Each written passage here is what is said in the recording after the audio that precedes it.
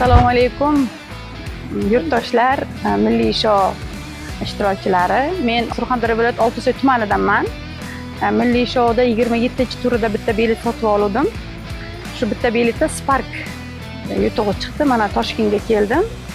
Ishonchli ekan, hujjatlari bilan qilib berishdi.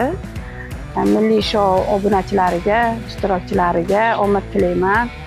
Shuni olib borayotgan Sherzodjonga ham omad tilayman. Bundan-da zo'r o'yinlar chiqarishini tilakdoshiman.